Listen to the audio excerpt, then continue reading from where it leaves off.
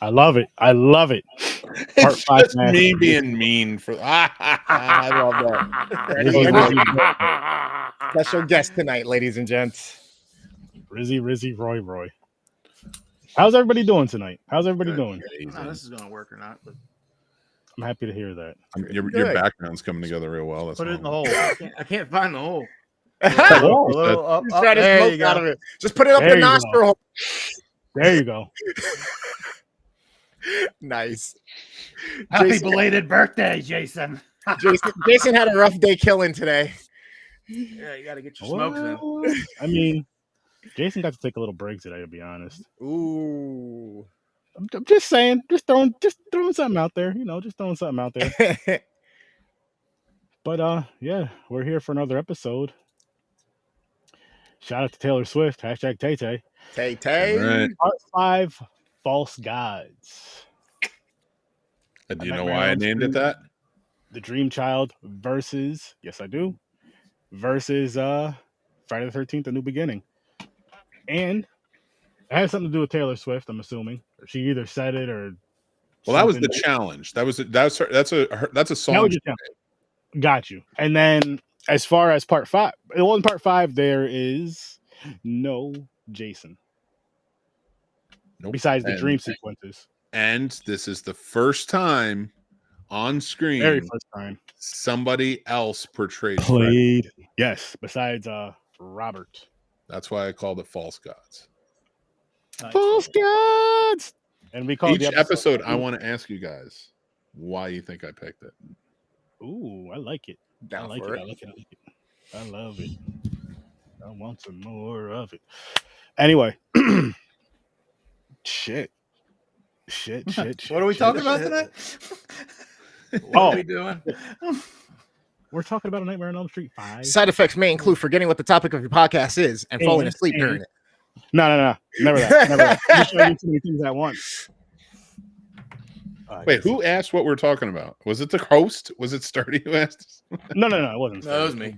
I was making your background, so I wasn't looking at who was talking. It wasn't Sturdy. Oh. I just you send me something, so I'm looking for it. Why are you covering up that head, Chris? That's right. Because I'm the worst damn gamer ever. I gotta switch it up a little bit. We're the Bald Twins. Oh yeah. We're the Twin Dicks. There you go. The Whoa, Dicks. people, no. There's no That's what I look at him when I go in. All crazy eyed. Hey, I will say that both of you guys wear those bald heads quite well. And they did it for this right here, this beautiful, amazing charity over on Cast, had a script read over on Casters for a Cause this Friday, but it was all for lunch and lunch for all. Help these children eat their school lunch. Help these children get school lunch. They should not have to pay for lunch. I think that's fucking stupid and fucking ridiculous. America, get your fucking shit together when it comes to the children. You want this to be a better place, but yet you don't want to help mold the young minds and nourish their bodies and minds. They don't want to be a better place. They just want to make money. Well, help people. Stop making things so fucking ridiculously expensive because you're so fucking greedy. It's not just Wu-Tang, but lunches for the children too. Yes, Wu-Tang and lunch. Matter of fact, Wu-Tang Clan ain't nothing to fuck with. Play that while you're giving the children lunch. Right. Beautiful. Maybe edit it. Wu-Tang Clan ain't nothing to mess with. It's running around saying Wu-Tang Clan ain't nothing to fuck with. That's all they know about the whole song. It's like, all right, little Billy, you're and not wrong. They didn't even learn it from Wu-Tang. They learned it from the Dave Chappelle show when they had that one skit. Oh, yeah. It's those moments of parenting where you got to correct them, but at the same time, it's like, listen, you're not wrong, but we can't say that to people, especially if we're out in public, okay? See, what's funny about that, though, Chris, is like when I see my cousin like disciplining his son, just yelling at him or whatever, you know what I mean? Yep. I have to leave the room because I'll start laughing. I cannot help it. I'll start smiling. And what it is because it's someone you grew up with that has kids, especially like when he's 16 now. So when he was a lot younger, it was funny because I'm just like, oh my God. I'm like, yo, we were just doing this like 5 years ago. You know what I mean? Like, just get yelled at for doing dumb shit like 5-6 years ago. And now you're yelling at your kids for. I don't know who else is a parent here, with you guys, but I can just say for me, when my kids do something anything really, and it's just like a quick fuck up,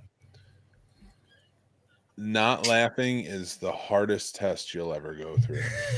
Because it's like you got to discipline it, but at the same time, it's like that shit was funny though. Like especially when it comes to like burns, you know, like they'll say some shit and you're like, yeah, oh fuck, that was good. That was a good one.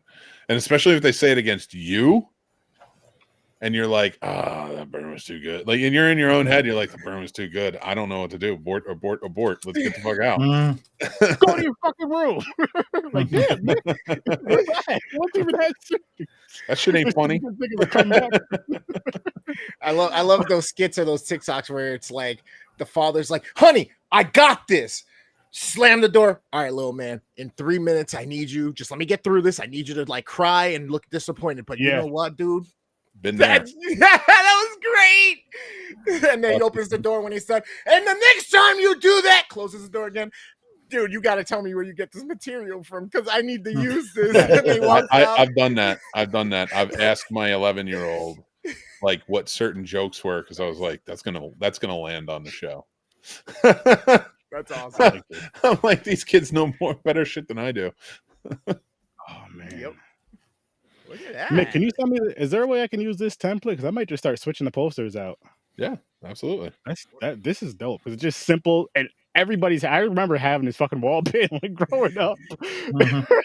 Like who hasn't had that shit? I have put together an idea for you, and I have put it together. So I like the shelving system, but I'm gonna put VHS tapes in there and do a background for you. That's looks like a horror section. Nice. I love it. I fucking love it. Nice. So. Make sure you have Blood Lake on the shelf because I hate that movie, but it just needs to be. I'm gonna have Blood Lake and 2 Girls, 1 Cup. That's the only two that's gonna be left on the fucking thing. You had to do it. You had to do it. That's fine. I was bringing it up before he did. I wasn't even gonna bring it up this time. Bullshit. Bullshit. It's on every episode. That's besides the point. I wasn't gonna bring it up at that point. Was it gonna come up? Of course, just not right then. Well, now I feel like we won't have a good episode if we don't bring it up. We brought it up a couple times already. So anyway, we know. 2 Girls, 1 Cup. It's a 1 of 1. If you haven't seen it, I'm sure you can still find it on the internet.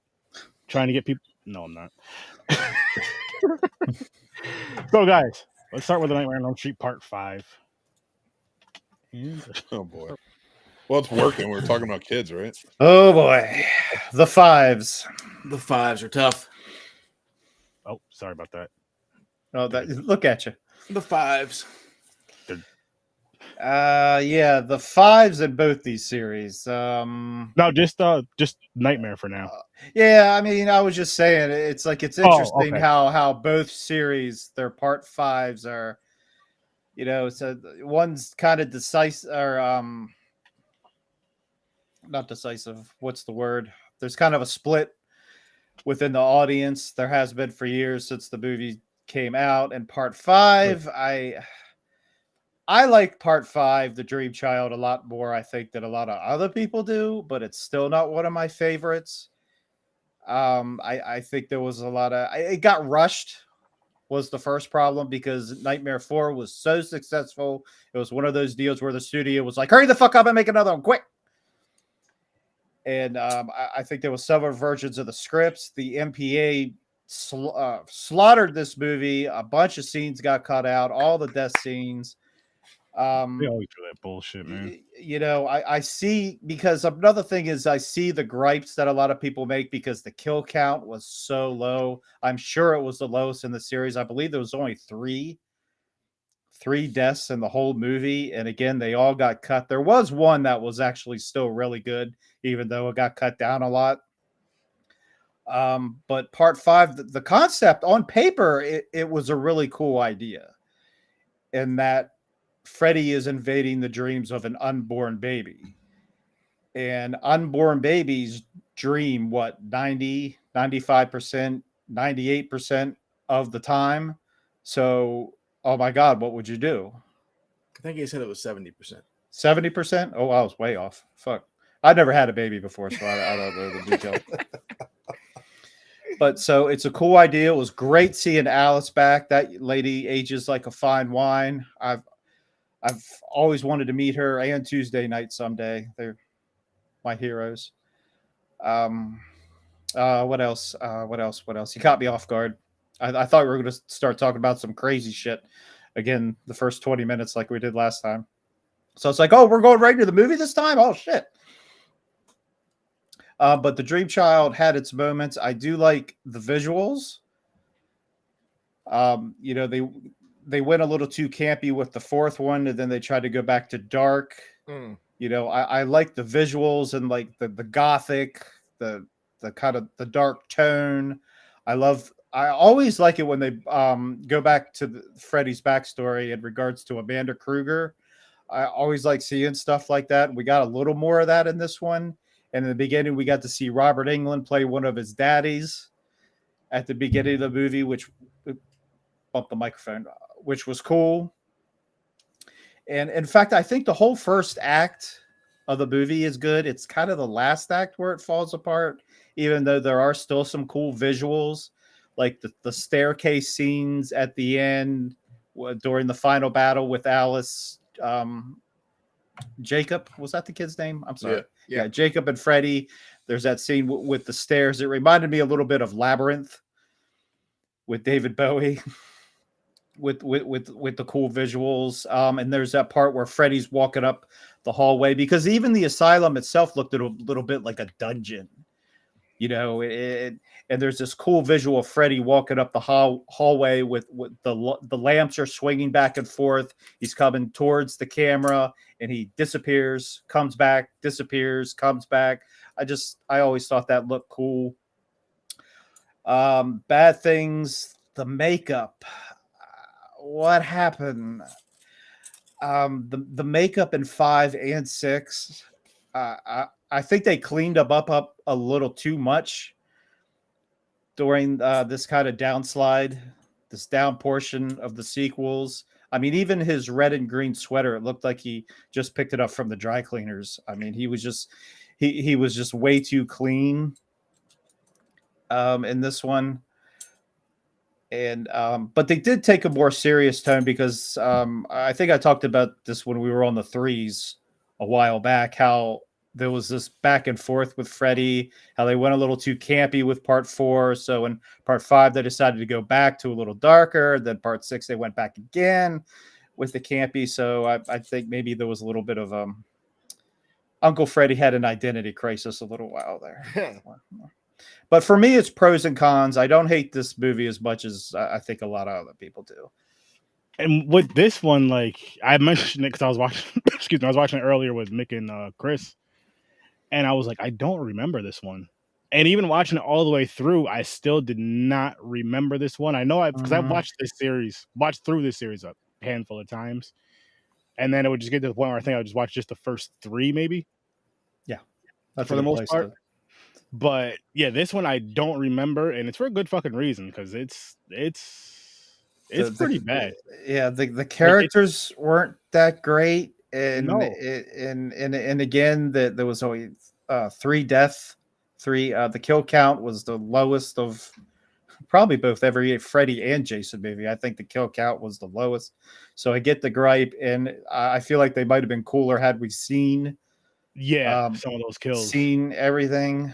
Yeah, the kill count doesn't really bother me too much because it's a Freddy movie, but at the same time, this didn't really feel like a Freddy movie to me. But they're just doing, I don't know, I think they were doing too much. I think they just ran out of fucking ideas, and they were just like, well, it's Freddy and we can go in any direction with this, so let's just try this. And I wish they didn't. Yeah, I think they started with that cool concept with the unborn baby, and then after that, they I felt like they didn't know what to do after that, or where to go with the story. I just feel like everything got rushed.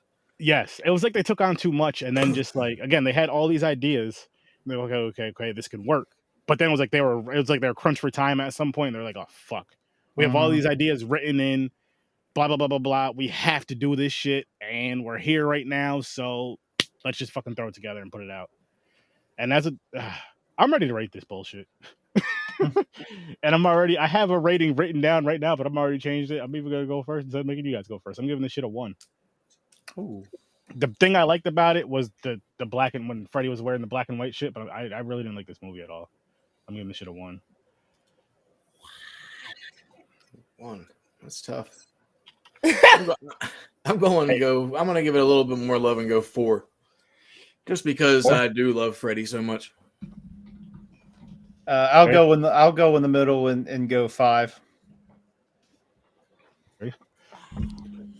What was that look for? Wow. All right. I told these guys earlier when I was watching it.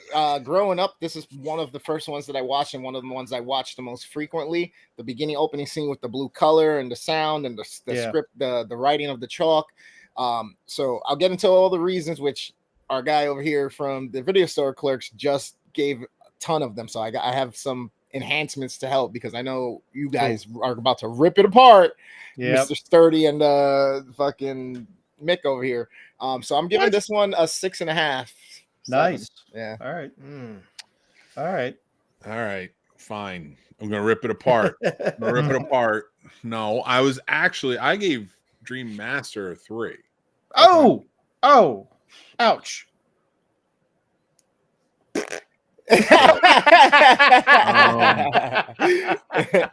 And this one is abysmally worse. The only thing I will say that this one had going for it was the effects in it. I think this is one of the ones in that weird sequel realm that's outside of like anything Wes Craven did. Let's just say that. I think this has the better practical effects. Okay. Out of all of those, there's some cool ones coming up and stuff like that. So I'm not taking anything away from anybody, but especially out of 4 and 5, this has the better looking effects, in my opinion. I feel like a lot of money went there, but not a lot of money went into writing or planning or acting or directing or, I mean, you got Freddy, which is awesome, but weirdly enough, I'm going to put this at a 3 too. They both just are. I'm glad this one exists, if that makes sense. But it just isn't. Like, I could watch Freddy's Dead all day long, because it sucks, but they knew it was going to suck. They knew that movie. That's why it's as campy as it is. At no point was Roseanne Barr and Tom Arnold such an influence in the world that is who you got, and you were like, yes, that's our first choice. That wasn't it. So like, they knew what they had, and they even knew they had to put celebrities in it even of what they could get to boost it, because they just wanted to finish it off, which of course they didn't.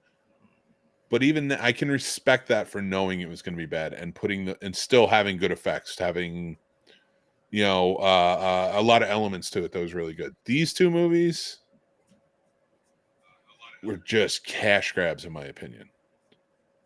So was Freddy's Dead, because they like knew it, because of the way they shot it, the way it was, even the kills are like ridiculous.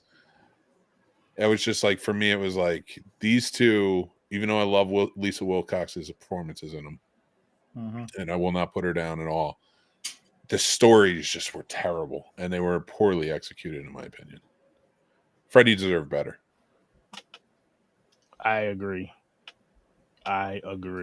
He deserved better for 6 too, which I'll get to in the next episode too. But was good, Wise. Was good. Hey, now, Chris, what did you say you gave this? I'm sorry, I missed your rating. I'm gonna sit at a 6.5 right now. By the end of this, it may go up, it may go down, but I think that's pretty much where I'm gonna end up being. Okay. I think this is one of the ones that I'm probably gonna end up giving on the lower side. Nice. May I elaborate on a few things? Yeah, please. I'd love to hear it. All right. So the opening scene, something that is ingrained in my mind growing up as a child, are big ass long windows to the apartment that we lived in, the curtains that my mom used at night, to me as a child, reminded me of the stained glass. I'll be right back, guys. The iconic weird baby thing and the birth thing, and that whole notion of him being reborn, I thought was super cool. I thought the morph of the body, him coming back into the glove, the thing being destructive, and him coming back deformed, but still being like it's a boy and having to regenerate and kind of accumulate souls again, even though the ones that he had still have him, which is why he still has some power. Going forward, the way they've shot a bunch of scenes, yes, his look is different, and I make the joke all the time. This is pepperoni pizza Freddy, because his face looks like a fucking pizza pie that's got little divots missing in it and pepperoni slices all over it. Again, they tried to humanize him a little bit, make him softer for the audiences. They use more lighting on him, but even with that, they have a lot of darkness to this. The scene with the boyfriend or husband Dan, his kill turning into a part of the machinery and the bike, fucking dope.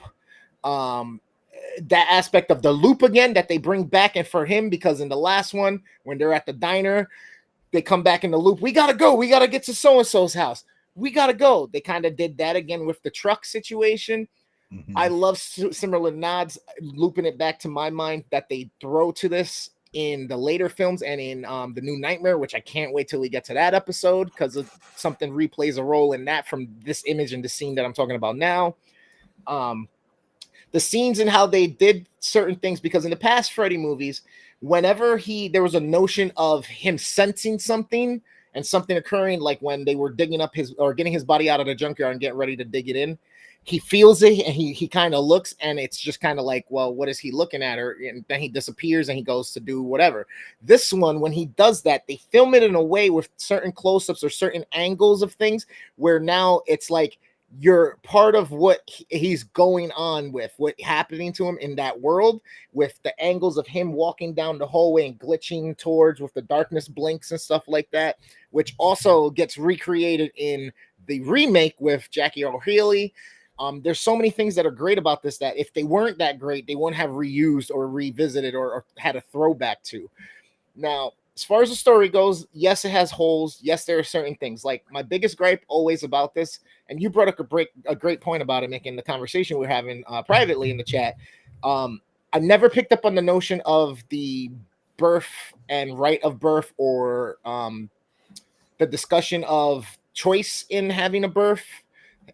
Some parents face different conflicts in choosing whether or not they're going to have a baby. And then this plays a little bit of a role of that. But the fallacies come in where, how is he coming back? Because now she's pregnant, because Freddy's always been after the last children of Elm Street to get back at the parents. So first of all, she wasn't never a child of Elm Street. So why now is he able to, through her baby, come back? If he's already dead, wouldn't he have already been able to return just through her period because of her relation and the souls being hidden from the last ones? So they kind of fucked that up a little bit to me. No, he wanted her because she's the Dream Master. I know, but that's not how it worked, right? He basically, his goal was to go after the children of Elm Street, people who did the thing to him. So technically, Freddy, after the last one, since all of those kids are dead and now he's dead, should have technically remained dead, because there's no purpose for his lost soul to be reaping the thing. He's got his retribution, his vengeance. Yeah. So in my eye, that's where they kind of fucked up that whole ploy or whatnot. The situations with her and her friends now and other people getting looped into it and growing and going and going and going. It's like, all right, you're just again, it gives you the vibe of the cash grab, yes.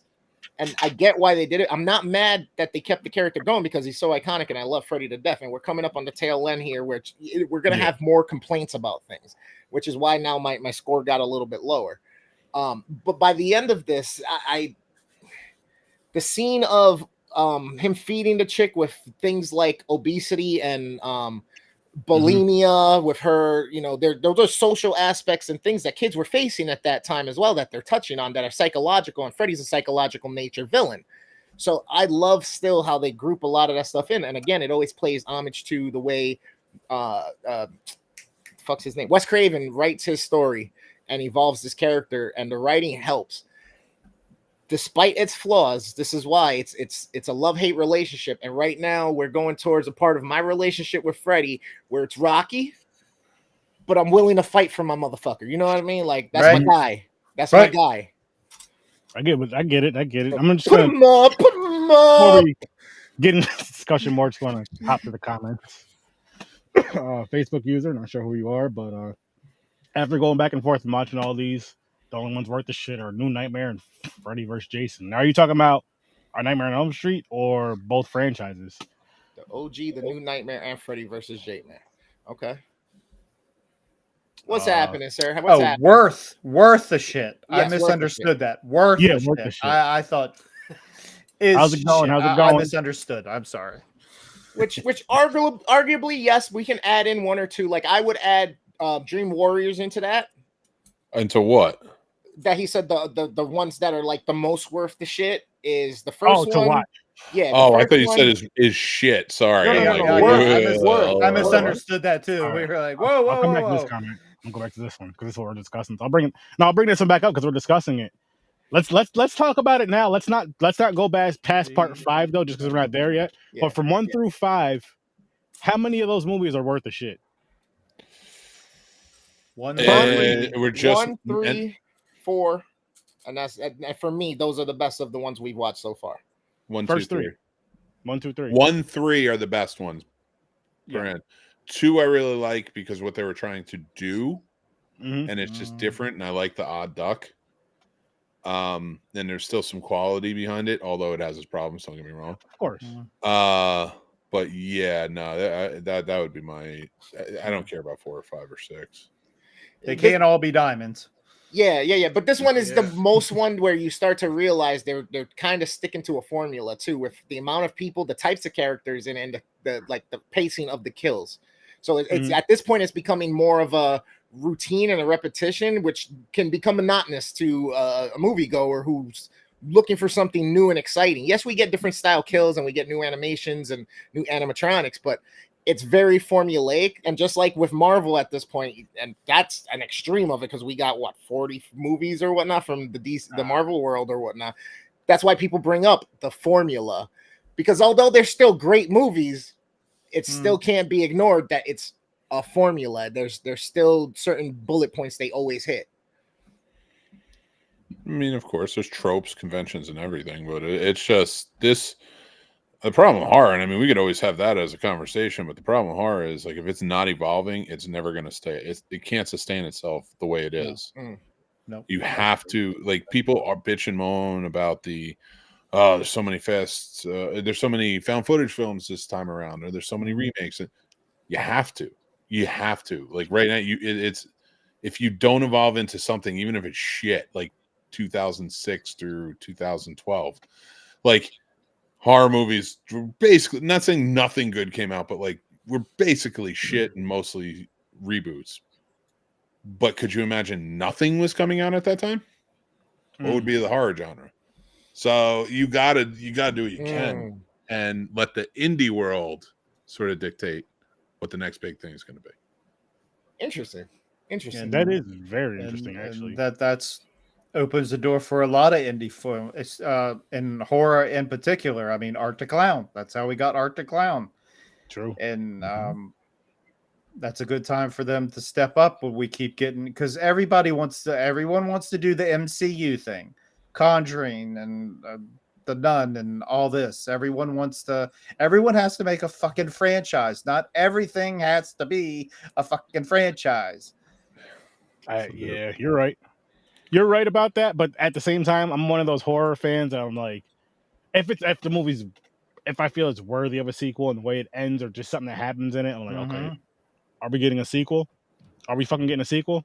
Are we getting a prequel? Are we getting? Because I'm getting so, but at the same time, it's like you're getting so used to it too. Like, okay, are we getting it? And then there's the other side of it, like you're saying, where they're doing it too much, where it's like, oh shit, are we getting a sequel? Oh shit, we're getting a prequel, a sequel. Saw. Yeah. Well, I mean, at least Saw reels it back in. At least Saw reels it back in with some of these later movies with Spiral and this new one or whatnot. You know what I mean? They bring it back. They bring it back. Well, you have to remember too, like the Saw is coming back out, but like you shouldn't kill a franchise if it's still making money. I mean, the Roger Corman way of thinking, like it is so nice as film fans and filmmakers, especially in the indie world, to say, listen, let's just kill it.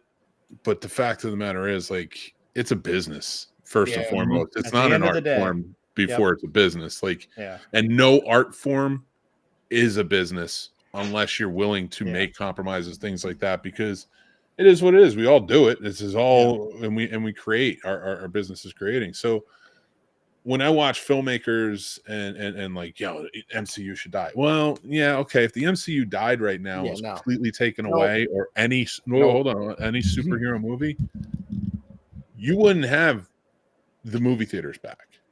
Tom Cruise isn't going to do it by himself. Very freaking true. Yeah. So if like you want to have, and not just you guys, I'm talking about anybody in general, and I don't mean to pontificate, but like I do hear a lot from all walks of life, everybody, and I'm mostly in the indie world, but it's like, fuck those big movies, fuck those big. It's like, but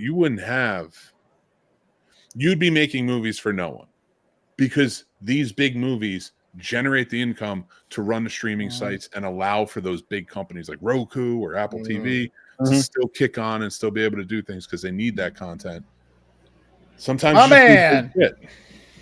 it sucks and we can hate it.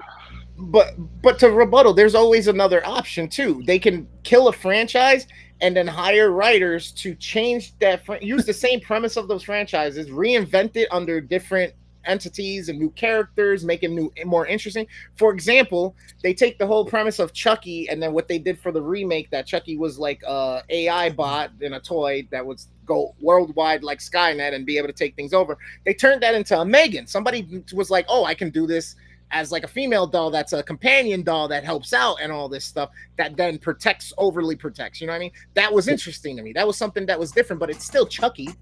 Well, yeah, but it's not. It is, but it's not at the same time, right? Because they took that same element, but that is a subgenre that has existed for a very long time in sci-fi and in horror. And Chucky, the remake of Chucky, really did nothing or blew it out of the water in any way, or we would have had a whole new franchise. The good thing about the Chucky franchise is they know how to adapt. Yeah, they know how to get out there and really evolve with each changing genre, unlike the Halloweens, who are waiting for like slashers to come back around. Unlike, I think Friday the 13th was really good at adapting too. Yeah, better than Freddy was, but the Freddy franchise was good at it as well. You got 4 and 5, but then you got 6, which they were like, let's just be fucking campy. And then you got 7, which is like, let's go back to dark and bring Wes Craven back.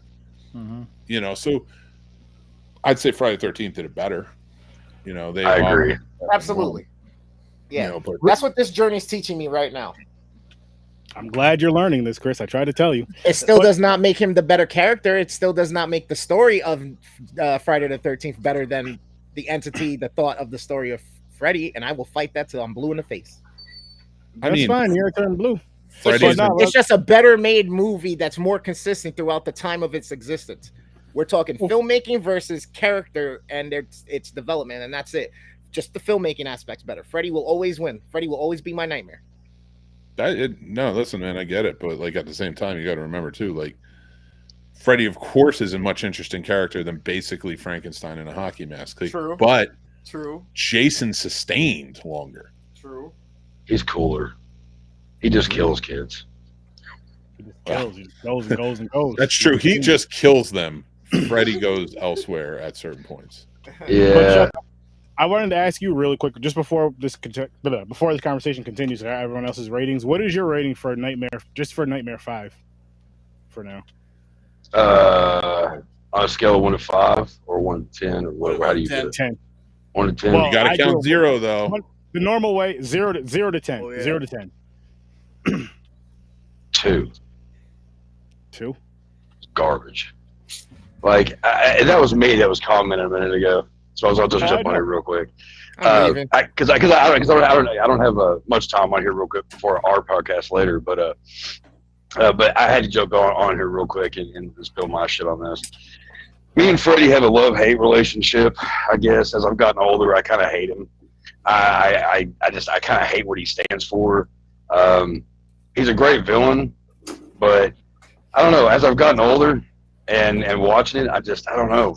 I've fallen out of love with Freddy. I'm like, God, he's such a piece of shit. Like, I mean, I know a villain is supposed to be a piece of shit. I get it, but I don't know. You can't beat the original. And 2 is interesting. 3 is fun. 4, it had that really cool song in it. 5, garbage. 6, complete garbage. You know, Wes Craven's New Nightmare, I thought it was great, even though it's not really Freddy, but it's the entity of, you know, the idea of Freddy coming to life. That was cool. Freddy versus Jason, I dig. But I was also born on Friday the 13th, so maybe I'm biased, but like, I don't know. I'll take Jason Voorhees over fucking Freddy Krueger any fucking day. I'm with you. Don't fall asleep early tonight, Chuck. Oh man, I get you. Freddy doesn't come to my dreams. I love it. But yeah, no, I don't know. I have a buddy of mine who used to be a huge Freddy fan, and he kind of like explained to me why he didn't like Freddy anymore, and I was like, oh, okay, makes sense. And then going back and rewatching some of them, like some of the older ones, I'm like, oh, it's also weird. Like 2, I used to fucking despise, and then as I've gotten old, and I used to love Freddy's Dead, and then Freddy's Dead, I watched it and I was like, I like 2 better. It's like, okay, 2, yeah, okay, 2 goes against certain things, but the thing is, it was only the second movie, so they could play with it. Yeah, okay, there were some things in the movie that, as a kid, I was like, I don't understand why the guy's in the shower and there's leather, you know, things like that. But it was, you know, whatever. It was an interesting take on you know, on Freddy, and people didn't give it. I mean, it's got one of the creepiest openings of all of them. Mm-hmm. But I don't know. 4 and 5 have always been the ones that everybody's kind of either love or hates. I think I fucking hate them for the most part. Like I said, 4 gets kind of a win because it has that punk rock song in it. The dude's doing the fucking kickboxing shit too. I love that song. Drama, give rama, me diamonds, give me pills. Yeah. Give you anything you want. $100 bills. I'm gonna cover that one day. Let you watch the shows you want to see. I'll give you anything. Yes. See? Sorry. The video They've got it. Guys right there. Oh, yeah. Love that song. But it's a good one. You know? This movie was almost. It was one of those movies where it was just like, honestly, like a movie I watched earlier today, before mixed episode, I should say. I couldn't wait for it to be over. I was like, even though Freddy's in it, it's cool. That's the best part of it. But I was like, I can't wait for this shit to be over. It doesn't feel like a Freddy movie, like I was saying earlier. And I like the black and white of Freddy. That was dope. I thought that was dope. But other than that, I really didn't care. I just really didn't freaking care for this movie. I really didn't. And I'm just like, fuck, because I was hoping to be excited. I was hoping to at least half enjoy it, like part 4. Because I've been looking at my rating, I gave it a 5. But not even that. Like, I just couldn't really get into it and just enjoy a Nightmare on Elm Street. So at least now I know, but again, because I don't remember the rest, and we're just talking about the first 5 right now, or part 5 right now. But at least now I know with Nightmare on Elm Street, we'll see what happens with the rest. But from 1 through 4, I can watch and be fine with, but I may just stick with 1 through 3. As of right now, I'm just sticking with 1 through 3, and the rest can just 4 and 5. I can definitely live without. You know what I mean? See, I've always been I can agree with that. Freddy guy, but I mean, just the really good ones to me are just make it so much better. Like I said, I guess it's his personality and his sense of humor. It just gets me because I'm a real dark-minded person. But I don't know, like they definitely fall off towards the end until New Nightmare comes around.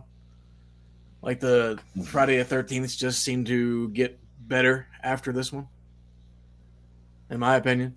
I agree. Yeah, I mean, you bring in Kane Hodder and everything just changes. Mm-hmm. Oh, CJ Graham was good though. No, I think so too. But so Kane definitely steals the show. Oh yeah, hard to argue that. Yeah. Weslow, our Freddy, he points out that this one felt rushed, so it did feel more like a cash grab, and you definitely get a sense of that and a feel of that with how fast the kills are. And we talked about that with the last one, and that was the problem with the last one and how quick the kills are. But to contrast that, once we get into the Friday, there's some problems there too that I want to talk about those kills and about timing and like kind of pacing or whatnot. You're wrong. They're great. No, I'm not. Amazing, and there's nothing. They are unique and interesting for some of them, but it needed a little more sazon. Anyway, But with this, by the end of it, like I love the comic book kill, even though it happened really fast. You know, the motorcycle kill. Mm-hmm. And again, it's because the notion of Freddy being able to use your dreams where you're supposed to be the safest and have the most power against you, and then you realize that you just have no power at all. And the second you realize that, it's too late, you're dead, and then you're not waking up. It's just fucking awesome. And again, the corridor scenes, the whole aspect of the church situation, and then we get those scenes again with the cool shots at the end as he's coming out of Amanda's belly, and the doors are slamming and breaking, slamming and breaking, slamming and breaking, and his hands just fighting, trying to kill his mother again. There's so many cool elements and so many cool things that they do with the camera to emphasize that notion of fear and inescapability. That's why forever Freddy will be the nightmare of my nightmares. Yeah, and like I said, it's just the overall premise that it's the unborn baby that's having the dreams. So now the characters have no control. Alice has no control. She walks in and out of the dream world. I just think in this one they should have had her retain people's powers. And they kind of forgot about that. Yeah.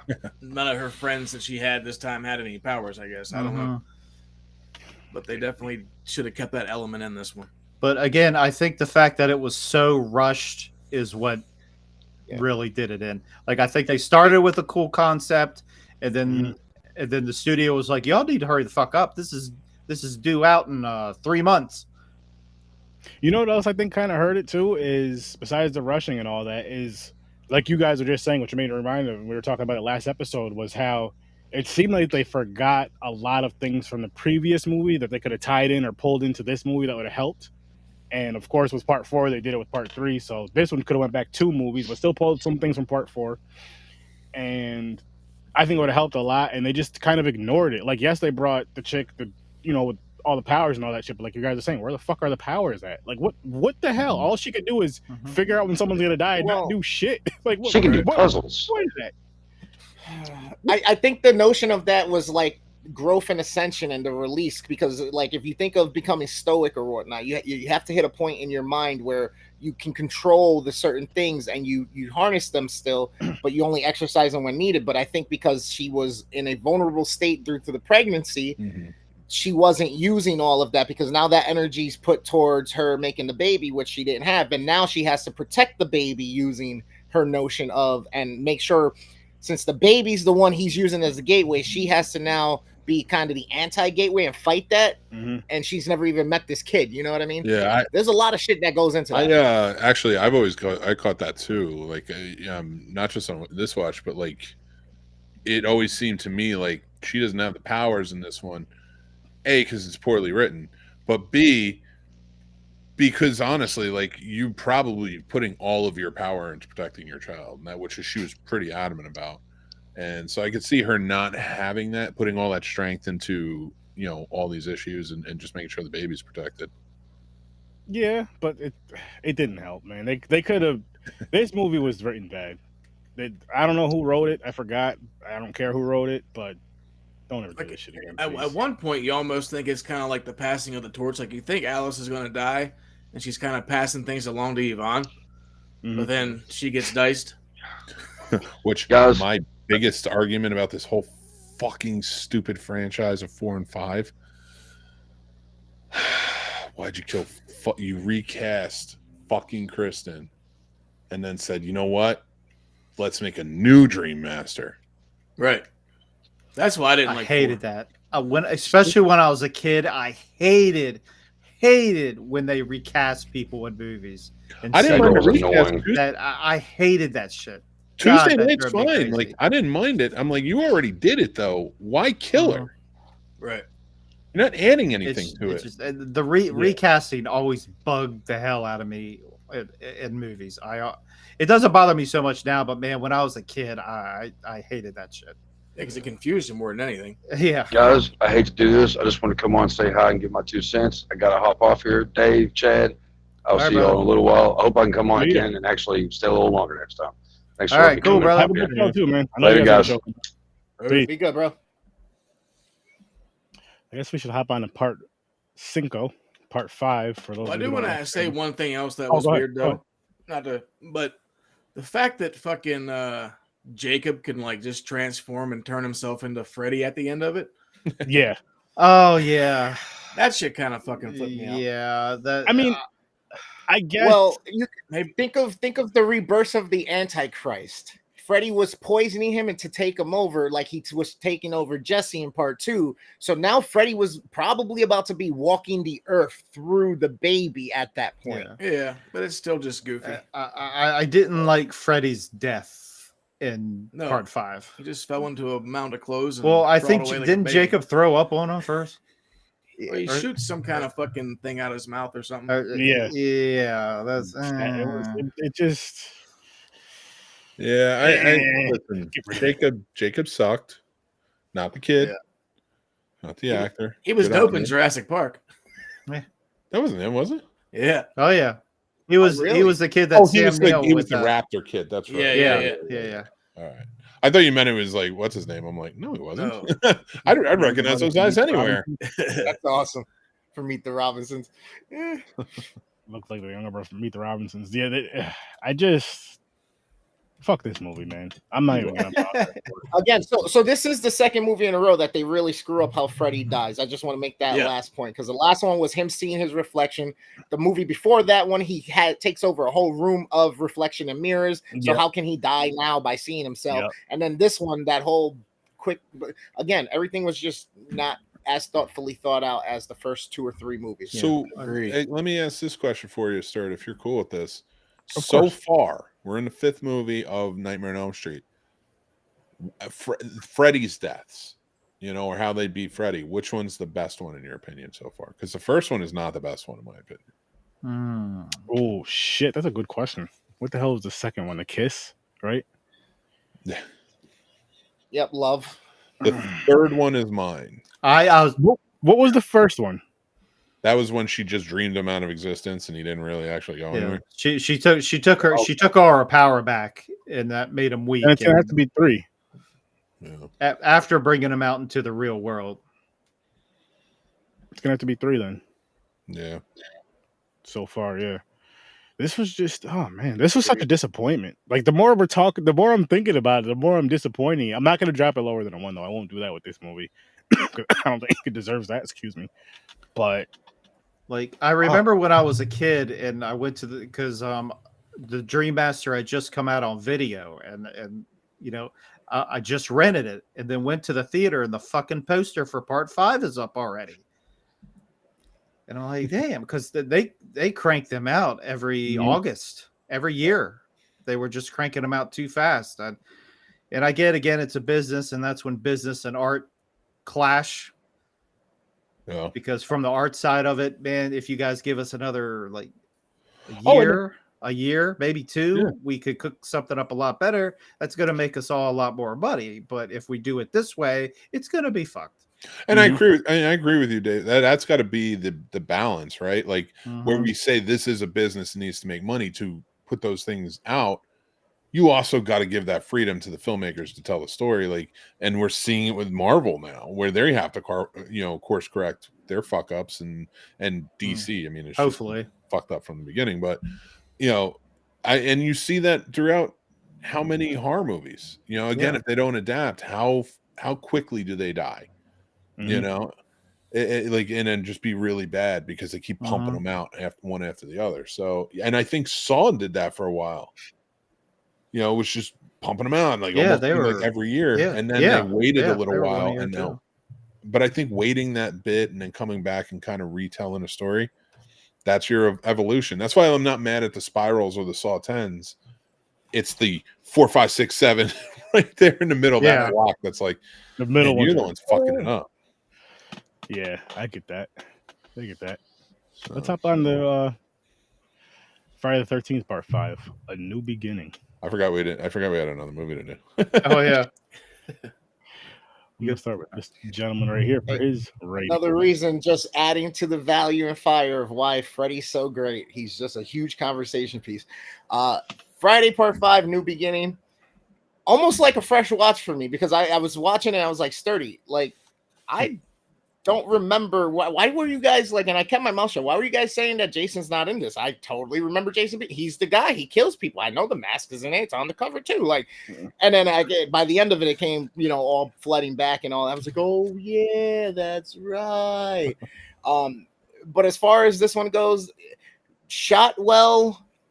I feel like this was when they started doing what Nightmare is in the stage of doing at this current point, where it's fallen off a bit. Interesting twist, yes. But to take away that it's not actually about the character himself, but it's about the idea of the character. But the campiness is still there. They fuck up with the Corey Feldman situation and the growth, and the kid doesn't look like him. There's a lot of little things about this that start to go that way, and then we start to see, if you look at all these slasher films and everything, all the similarities between and the little things they do in imagery that are similar, like in Nightmare on Elm Street with the corridor scene. I brought up Halloween in the corridor scene from part 6. Jason has a little bit of a vibe at certain times, and you get back to certain places with the barn and certain things that we've seen before in the past. So it's like back to beating a dead horse. Let's move past. We've already moved past type situation. And now from here on out, up until, and we'll talk about it later, we get to probably part 9 or 10 is when I start to reconnect again with Jason. This had lost me at this point.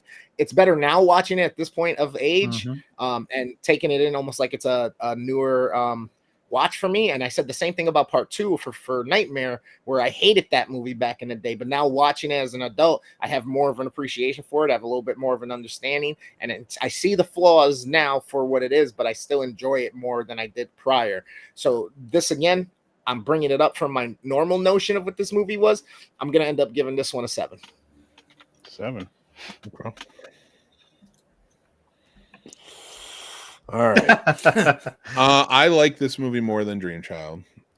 Part 5 is, if you took Jason out of it, you took Friday the 13th out of it, and it just made it a slasher film. Like, you took the hockey mask and really Friday the 13th out of it, and you could keep the lore of like, okay, this kid went through some killings, stuff like that, just to add the mystery.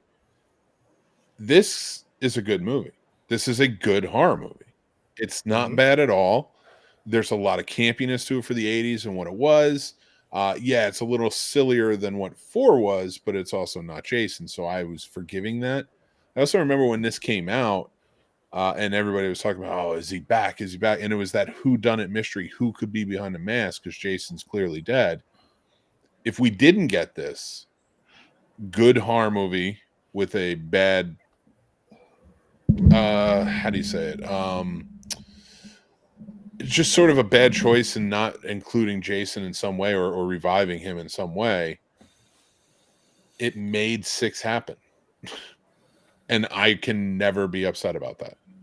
Good point. So like I so it's got a soft spot in my heart in a lot of ways. So for me, my ranking on this movie, I would put it out of 10, I'd put it at maybe a 6. 6, not bad. Not bad. But you two gentlemen. When I was a kid, I hated it. I hated it for the same reason that I hated Halloween 3 Season of the Witch when I was a kid, because the killer wasn't in it. Now, going back and watching it all these years later with fresh eyes as an adult, I appreciate it a lot more. Like, a lot more. It was good to see they went into a different direction. Let's really leave Jason dead. Because the final chapter with the false advertising, you might say.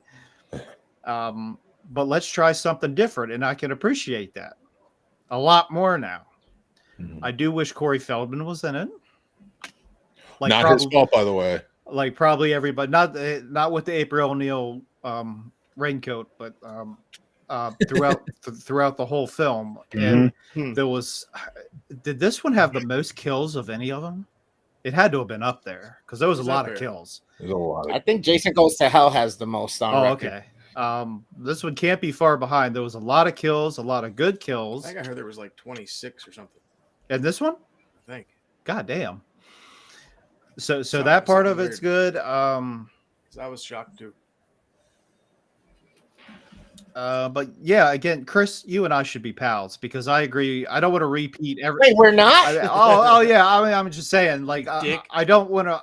I'm hesitating because I don't want to repeat everything you just said because everything you just said, I agree with, like, totally. I'm just sitting here nodding my head, like, yeah, like totally, yeah. I'm right there with you. As I got older, I've appreciated A New Beginning a lot more. I'm right there too because as a kid, like you said, like the killer's not in it, so you're like, fuck it, like I'm out. But then the last few times I've watched this movie, like I kind of did what Mick was saying. I just kind of forgot about Jason, forgot it was part of the franchise. Fucking just watched it for what it is, and it's a good movie. Like there's a lot of crazy shit going on. You don't really get to see the like gore for the kills. It kind of cuts away a lot because they had a lower budget and we're just trying to get shit done. Yeah. But the fact that Corey had to go do Goonies was a bad timing for everything because at the beginning you're like, sweet, it's fucking Corey. We're going to get into this again. And the next thing you're like, wait, what the fuck just happened? Like, I don't know who this guy is, but this is weird. And then you find out that he's just pretty much crazy at this point from seeing all the crazy shit whenever he was younger, which is totally understandable. But my big gripe with this movie is since Jason really wasn't in it, but they kept giving you that sense that it was him because you see him do all kinds of crazy shit. Like he lifts the one chick up with one hand.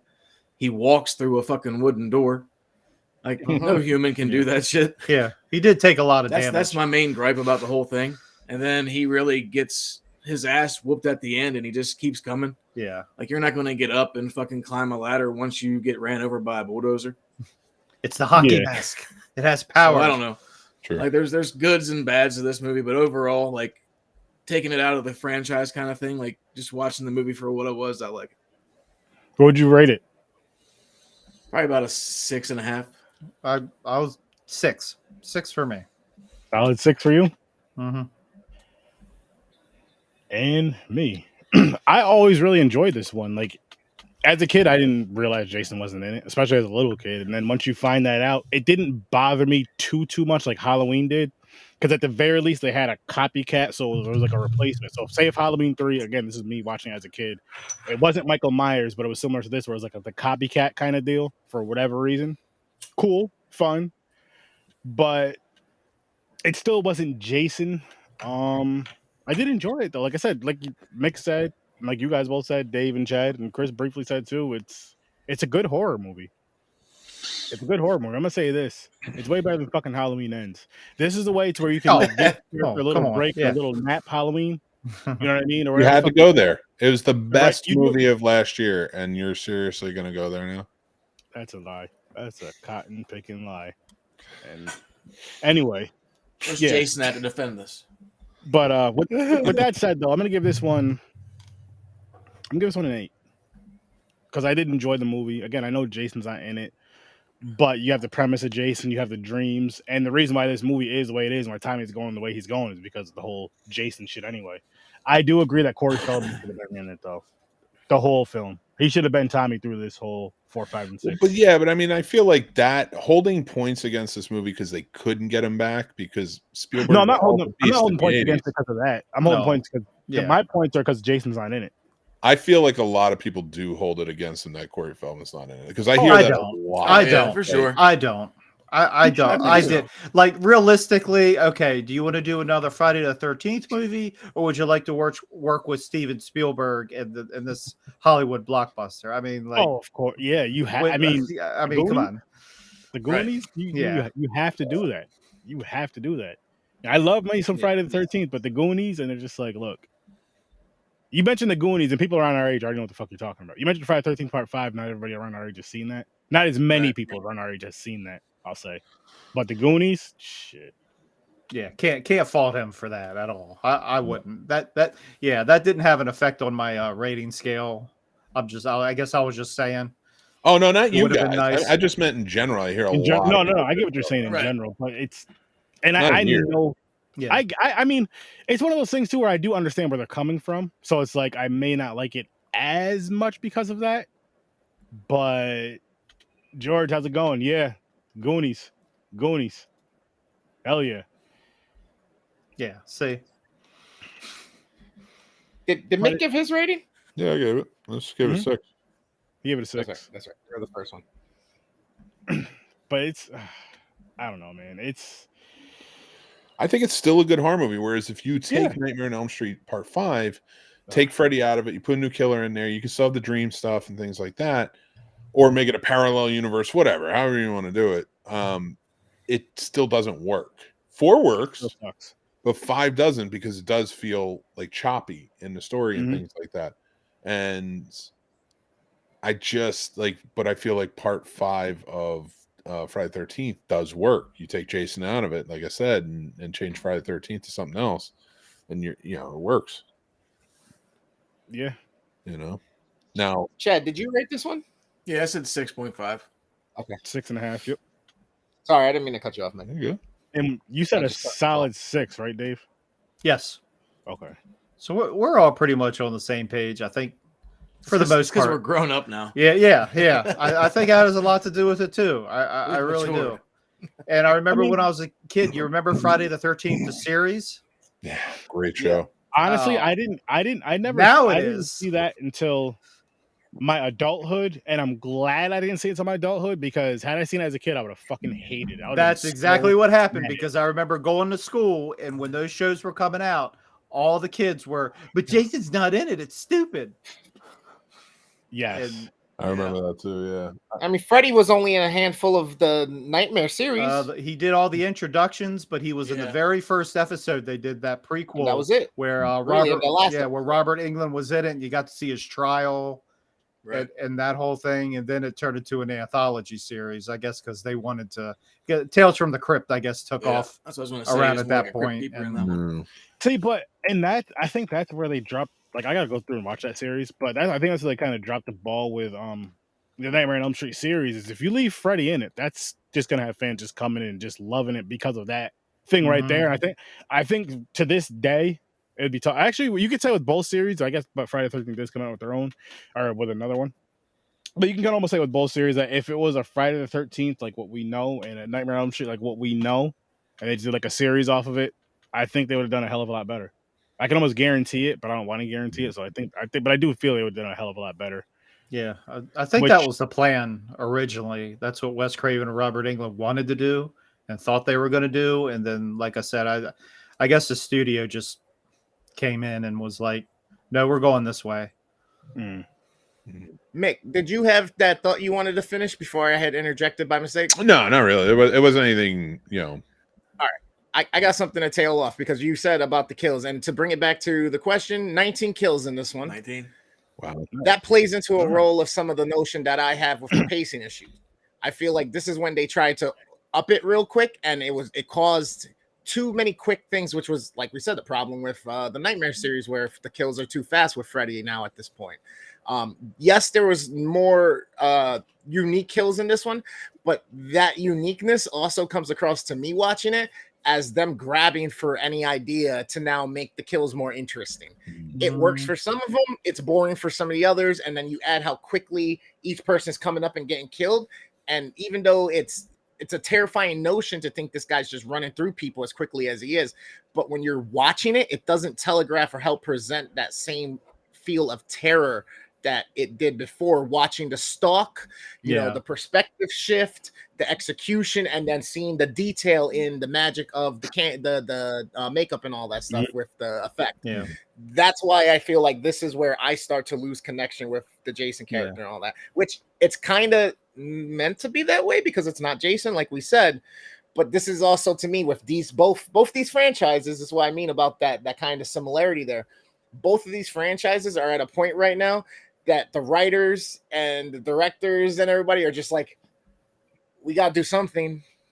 Let's try. I feel like at that point, by the time we got to the 5th installments, the tension of each kill went away because I guess they just figured that at this point, audiences just want to see the kill. Yeah, they just want to see the creative kills. You know what's funny about this conversation in this episode tonight and this whole fucking thing we're doing is just for the big three, right? Halloween, Nightmare on Elm Street, Friday the 13th. Around part 4 and 5 is where it had like this huge change. And I say 4 and 5 because of Nightmare with 4 and Halloween with 4 and 5 with this kind of just this thing that they just tried. But well, ignoring part 3 of Halloween, because actually Halloween started with part 3, but they were going a different route as far as the anthology shit, so that's why I'm not including 3. But with like Friday the 13th part 5, there's no Jason. And then with 4 and 5 of Halloween, they fucking changed the story again after 1 and 2, because again, ignored 3. Now Jamie Lee Curtis is a mother, but she's not in it. Like, she's not in it for those 2. And those 2 are like ones that I hear people don't really care for too much out of those. And then with Nightmare on Elm Street, it sounds like it's 4 and 5 as far as where we got from here. Especially, I'll say 5 especially. And then with Friday the 13th, people do have complaints about part 5 because Jason's not in it. That's their biggest complaint. And I'll say Corey Feldman not being in it. That's like their biggest complaint. And I mean, we'll get on to 6 when we get on to 6 because I don't know the Nightmare franchise so well. But shit, even with fucking Halloween with part 6, it was just completely different. And then they kind of went back to the whole shit again. I'm just like, ugh. It's weird with these franchises. Like, I wonder how they would do if. Oh man, I'm glad they didn't in a sense because I'm a huge fan of all. You got to remember too, when they were doing this, there was no blueprint for sequels. Right, that's true. We had movies that had sequels, but it was the horror genre that seriously ushered in what we know as sequels today. Because everything before was like just a continuation. We wanted to see these characters back. And again, there's nothing hidden about that. Magnificent Seven has like 5 movies, but the horror genre is really like what created almost like a franchise as we know it now. That's true. In a big way, because they added so much to the sequels as they kept going. But there was no formula. I would think the only working formula that anybody had was Roger Corman's formula. Of like when it comes to making sequels and such. But so if your guy is getting tired and you start making money, but you won't want to quit the franchise because maybe it can come back, kill him off. Oh, wait, no, people love that movie. We got to bring him back, but he's dead. What are we going to do? So there was no formula. Like, people were it was like the Wild West trying to figure out in horror, like what works in these sequels. So we have so much now. I kind of wish it would course correct and we wouldn't do the things that we did back then. We don't see it as much, but it's still people are still very much into that. Oh, the franchise. I mean, I'm into it. I'm not gonna freaking lie to you. I'm into that shit. Like, me and the wife went to go see Saw X. We go see all those other movies and franchises when they come out as well. And I'm only using those for an example because we're talking franchises, but like the Insidious ones, we'll go back and see which ones we have to watch for that specific film and watch just that one, and then you go see the movie in theater. So I do enjoy the aspect of franchises. And I do feel like overall, as far as storytelling, they've gotten a fuck ton better, as they should in times. But there is some times where they still do. You're like, this is just a fucking cat. I mean, at the end of the day, though, couldn't you call anything that comes out of Hollywood a cash grab? Because that's what they're trying to do. I know the whole saying, like, they just threw this money out for a cash grab, but it's like, what's the fucking first movie? They're not throwing that out hoping it fails and not grabbing any cash and grabbing eyes. And when it does, it grabs that attention. But I also understand the whole aspect of, this movie's so fucking popular, blah, blah, blah. Let's just throw this out. I guess it's more so like, let's just throw this out there, see what the fuck happens with it. If they love it, cool. If they don't, we're going to get cash because they fucking love this one so high up here. That goes back again to art and business. I was going to say, it comes down to art because the executives and the boards or whoever are there feel like they're so in tune with the art form of filmmaking and knowing what people want to see and what they'll actually buy that they go, yes, this can sell. Let's pick this one to be put out to the box office. But then we have to have the artists who will actually come to fruition, in which they're funding to make that happen.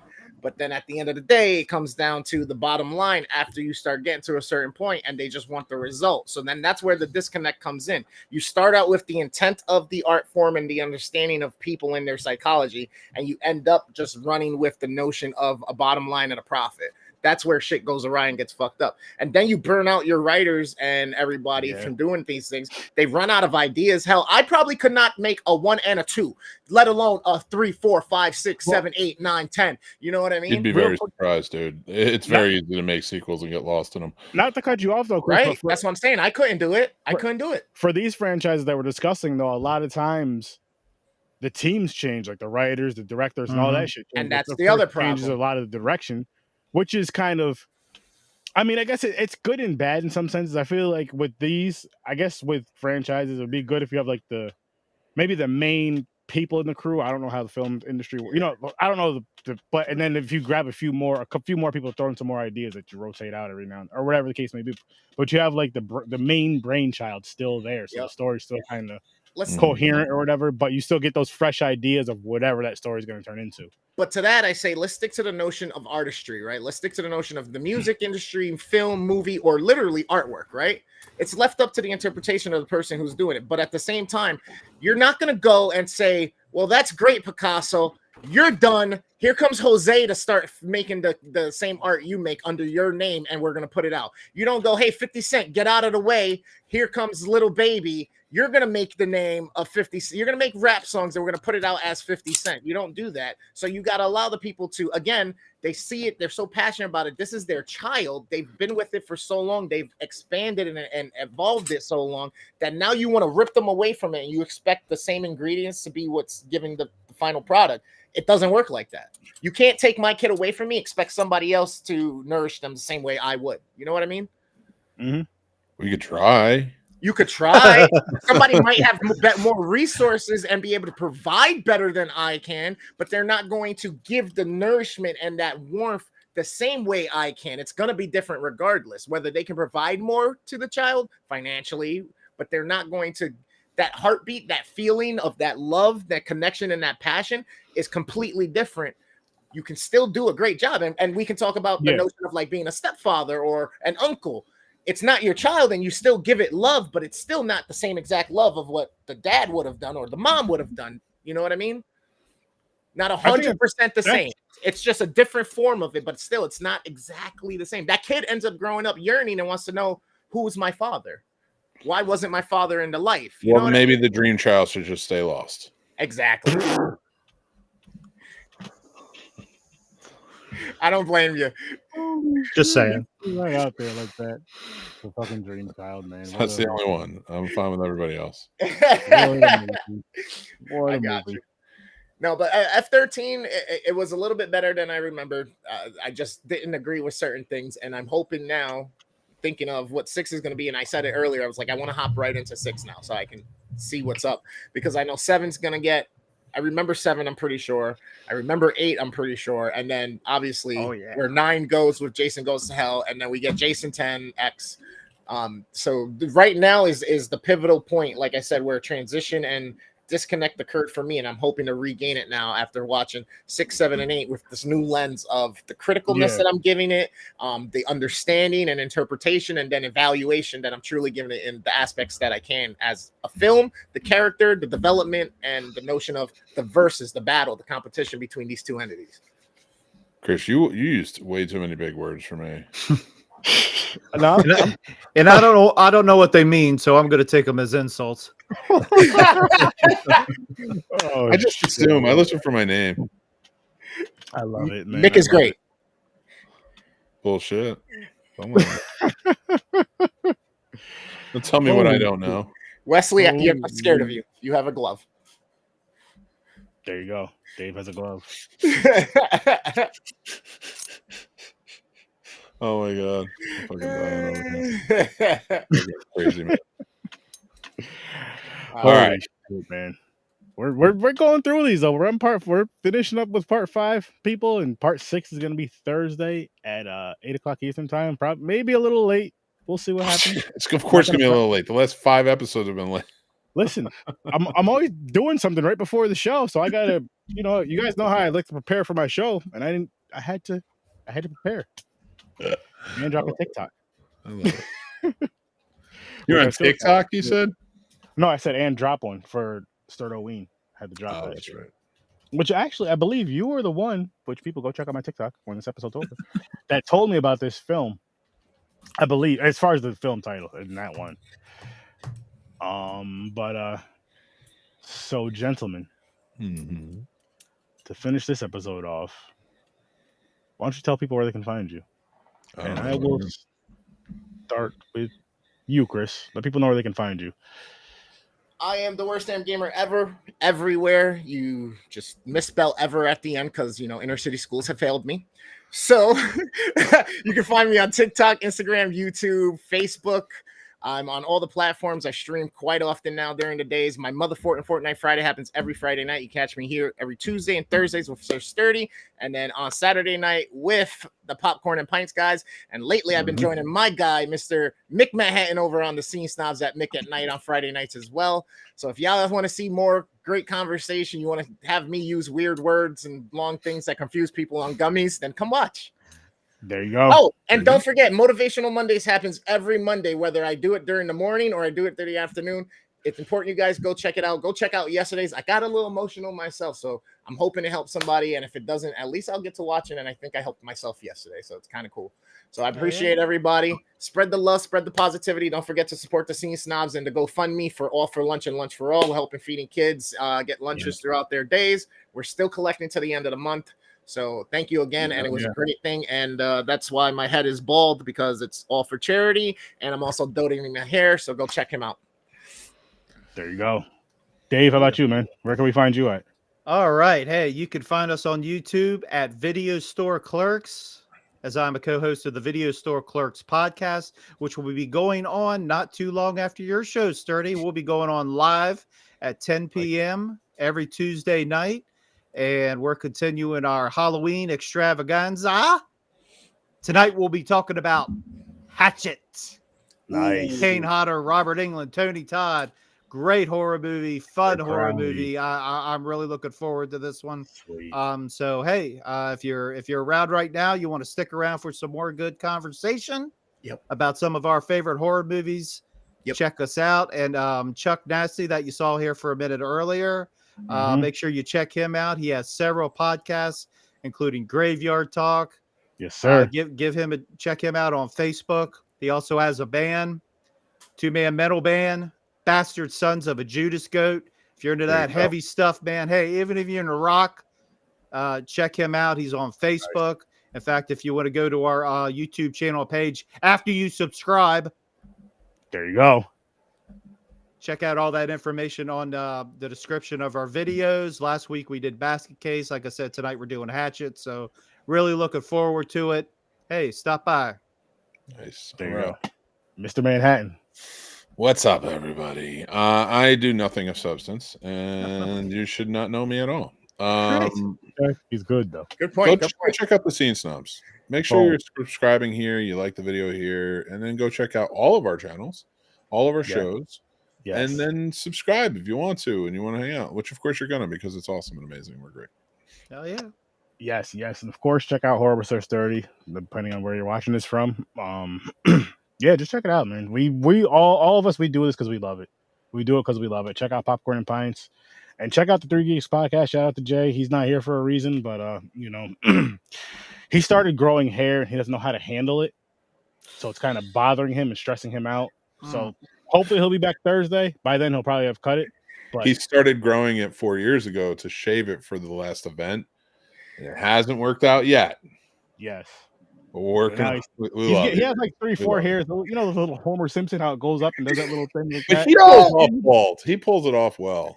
I'll give him that. He does. He does. He deserves that credit. He does. But yeah, go check out his podcast as well. All of our links are in the descriptions. This shit is fucking fun, people. I'm telling you, this shit is fucking fun, and I greatly appreciate each and every single one of you that not only come on this show, but also are down here in the comments watching the show. Even if you're just lurking, I appreciate that as well. But dive in the comments too. Don't be shy. This is a fun horror conversation. It's a very friendly show, and better than a blowjob. I wouldn't say that. This is a dope show, but clearly your blowjobs are way better than mine. Whoa.